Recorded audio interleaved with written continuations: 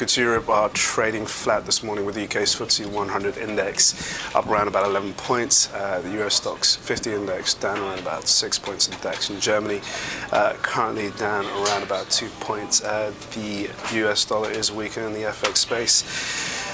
In the commodities market, gold's off about $3, and in the core government bonds area, we got UK gilts and German bunds tracking a little lower. Good morning, I'm Ishaq Siddiqi. It's Friday, it's the best day of the week, as we all know, and I want to give you a quick idea of what's going on in your daily market bite. So, yesterday in the US, we had a strong session.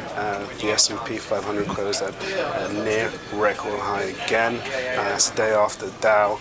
Jones Industrial Average also rose to fresh records. It's like the 35th time this year that the Dow's soared to those levels. And that was all on the back of very dovish and bullish pro-stimulus remarks by Janet Yellen, the nominee for the next Federal Reserve presidency in 2014. She's going to possibly come in and be elected. She's just one of the candidates. And the likely favorite, as President Obama has endorsed her. And yesterday at the Senate, she spoke about the U.S. Economic recovery that we're seeing in place at the moment. She feels that it's fallen short of expectations. It's not as strong as she hoped, and that warrants the need for more stimulus measures in the future. So it's very likely that she may keep QE in place.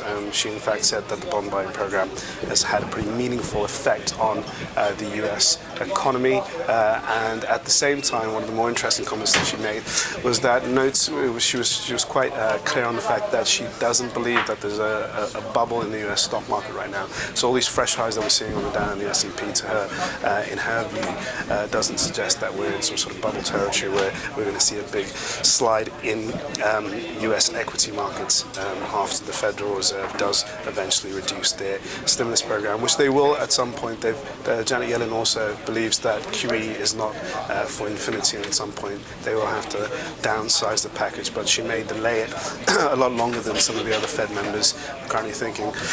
So we may not go tapering in December, but that's still very much a question on the market's mind, if we are going to get some sort of tapering measures or not, and this dominates the move. Now, going into the European session this morning, beforehand, the Asian markets rallied on the back of those Yellen comments.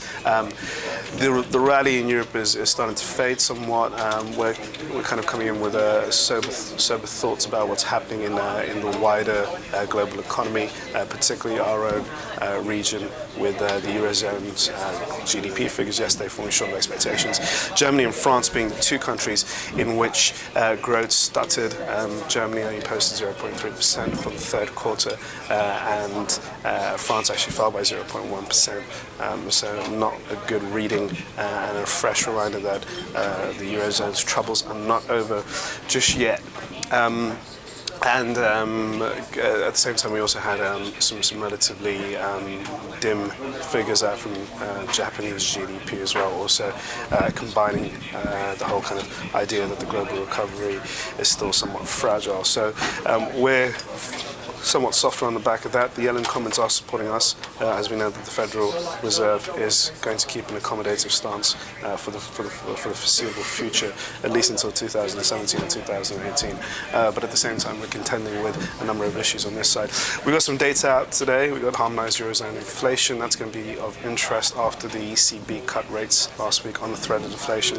And out of the US, we got the Empire State Manufacturing Report and industrial production. So look out for those. That is all for your daily market bite. Thank you for watching. I'll see you guys on Monday. Have a great weekend. Cheers.